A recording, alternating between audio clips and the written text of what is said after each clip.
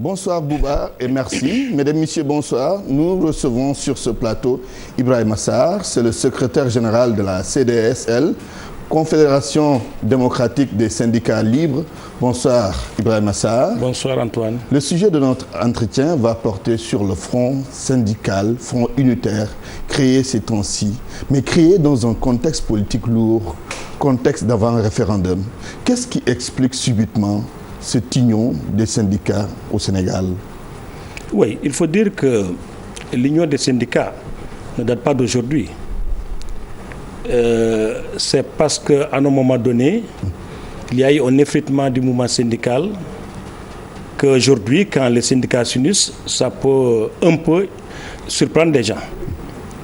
Mais quand on fait un peu l'histoire du mouvement syndical, on doit se rendre compte ou savoir que les syndicats, quelle que soit leur appartenance, leur idéologie, quel soit leur nombre, doivent pouvoir s'entendre pour avoir un rapport de force qui leur est favorable face aux défis qui les interpellent. Parce que globalement, les syndicats ont à peu près les mêmes doléances. Exactement, parce que quand on regarde les revendications d'ordre général, oui, elles sont toutes les mêmes, même les revendications spécifiques.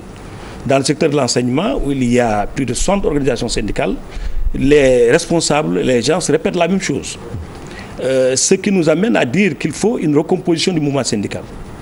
Il faut revenir à ce qui s'est passé dans le temps, quand on se battait dans le temps pour avoir certaines conquêtes sociales, quand on se battait pour la pérennité des institutions sociales, leur autonomie d'action, quand on s'est battu pour discuter et conclure une convention collective en 1982, oui, quand nous nous sommes battus pour qu'on vote au nouveau Code du travail, le Code du travail, la loi 97-17, qui a remplacé le Code du travail de 1961, et quand on s'est battu pour avoir une large couverture sanitaire. Et en ce moment, il y avait un leadership syndical qui a pu fédérer les organisations syndicales autour de l'essentiel, malgré leurs divergences. Les organisations syndicales sont entendues pour se battre, pour au moins décrocher certaines revendications d'ordre général et national. Nous reviendrons sur ces cas quand même rares, il faut le dire. Il est rare de voir les syndicats, en tout cas, s'unir. Il y a aujourd'hui le SAES, le SAEMS, QSEMS, le QSEMS, ensuite les syndicats de la santé, tout comme les syndicats de la justice, oui, mais également l'intersyndicale des travailleurs des collectivités locales. Exactement. Est-ce que ce n'est pas aujourd'hui, dans ce contexte précis, contexte politique lourd, comme je le disais, une façon de mettre la pression sur le pouvoir qui a plus besoin d'alliés que d'adversaires? Là-bas, je dis tout à fait le contraire. Parce que ces revendications ne datent pas d'aujourd'hui. Et à chaque fois que les gens se battent, ils se battent pour demander au pouvoir de respecter les accords signés avec les organisations. Oui, d'accord, les revendications ne datent pas d'aujourd'hui. Mais le fait de s'unir en ce moment. De s'unir en ce moment, je peux dire, comme on le dit en Wolof, tomber moi voilà la gaffe. Ils se sont unis à un moment où on allait à un référendum. Et quand les gens se préparaient pour s'unir, je pense qu'ils n'ont même pas pensé au référendum qu'on allait organiser. Parce que si vous voyez la date qu'on a annoncée pour l'organisation du référendum, et à la date d'aujourd'hui, c'est un temps très court. Très court.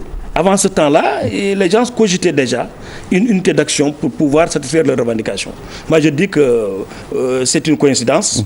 Ce n'est pas quelque chose qu'on a fait sciemment pour acculer le pouvoir ou même pour faire de la démagogie pour satisfaire les revendications. Oui, il n'y a pas de réaction forte jusque-là, en tout cas pas de façon officielle du côté du pouvoir.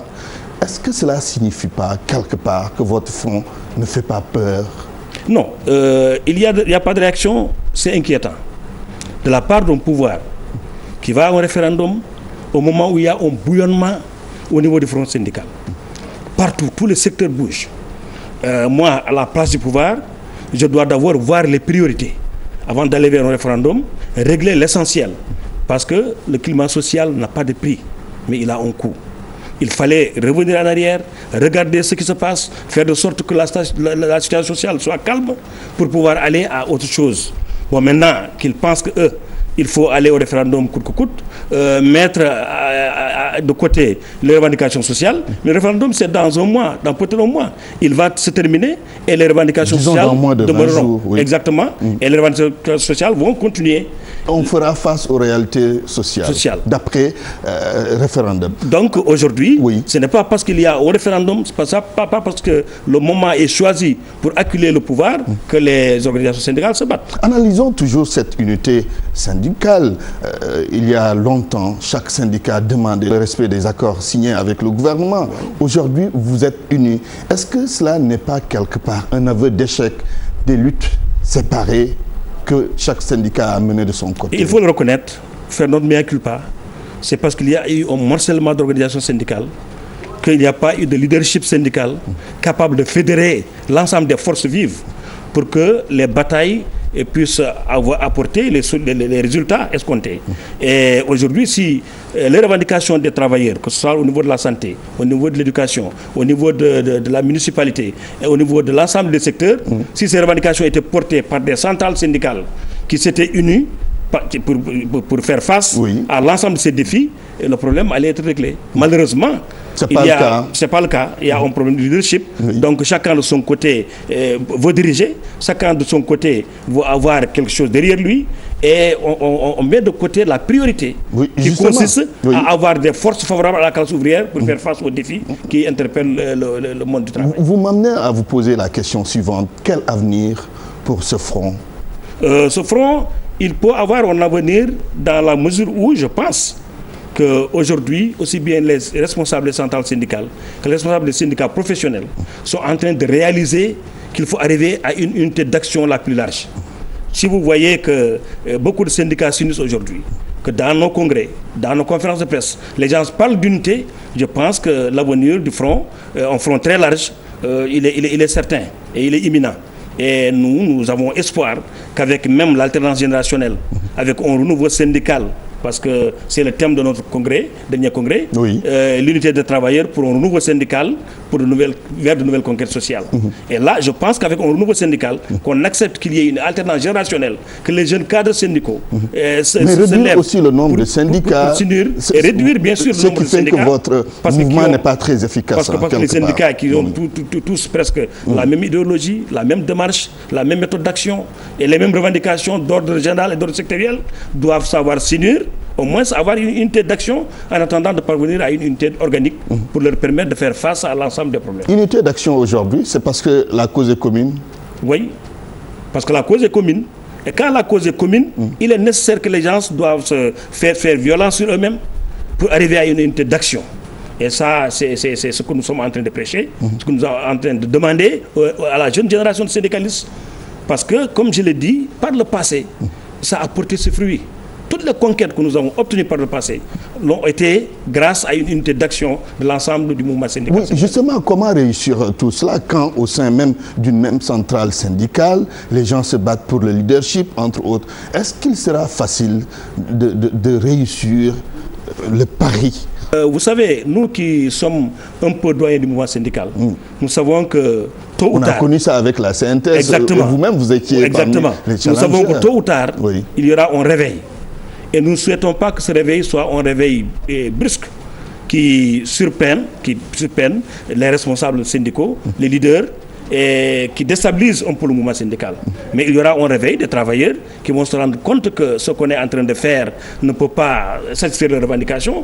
Il faut pousser les leaders syndicaux à s'unir pour l'essentiel, pour pouvoir défendre les intérêts matériels et moraux. Ibrahima Sarr, qu'est-ce qu'il faut comprendre quand, depuis plus d'une année, les syndicats se mettent à réclamer le respect des accords signés avec l'État? Oui, là il faut comprendre qu'il y a deux choses. Oui. Premièrement, que l'État n'a pas mis en place une réelle politique de dialogue social. Quand même, il y a des organes sociaux qui ont été mis en place. Je vais en arriver. Oui, allez-y. Donc l'État n'a pas mis en place une réelle politique d'un dialogue social très large. Oui. Et j'ai l'impression que l'État aussi, jusqu'à l'heure où nous sommes, ne donne pas beaucoup d'intérêt aux revendications qu'on pose et aux accords qu'il signe. Donc le non-respect des accords.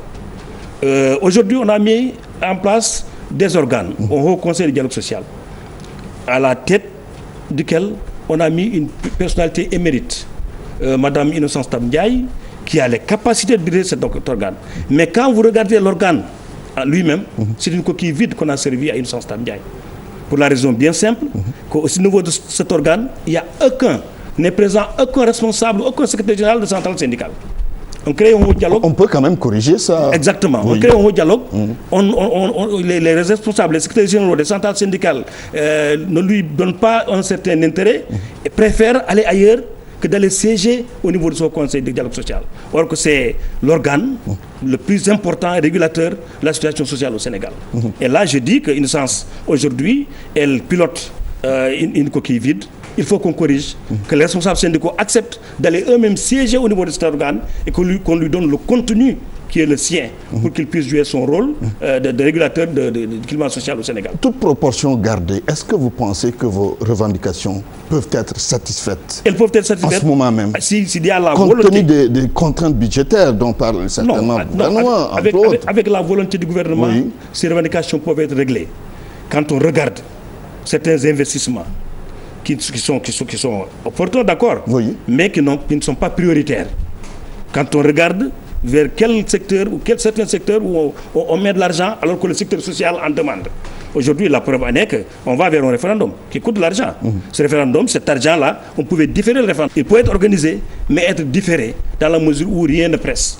Et faire de sorte que cet argent-là soit destiné à régler certains problèmes ponctuels sociaux pour calmer le front social. Vous avez espoir que tout cela se fera? Nous avons espoir tant que les travailleurs continuent à lutter et avec une méthode d'action, bien sûr en respectant les règles du jeu. Et je pense que le gouvernement finira par accepter, ce sera autour d'une table pour dire que vos priorités, il faut les régler pour qu'il y ait un calme, parce que sans un bon climat social, il n'y a pas de développement économique et social, il n'y aura pas de Sénégal émergent. Ibrahima Sarr, nous sommes au terme de cet entretien. Merci de l'avoir accepté. Merci. Je rappelle que vous êtes le secrétaire général de la CDSL, Confédération démocratique des syndicats libres. Merci. Mesdames, Messieurs, c'est tout pour ce soir. À vous, Bouba. Demain, retrouvez Mambi Bakan. Excellente soirée chez vous.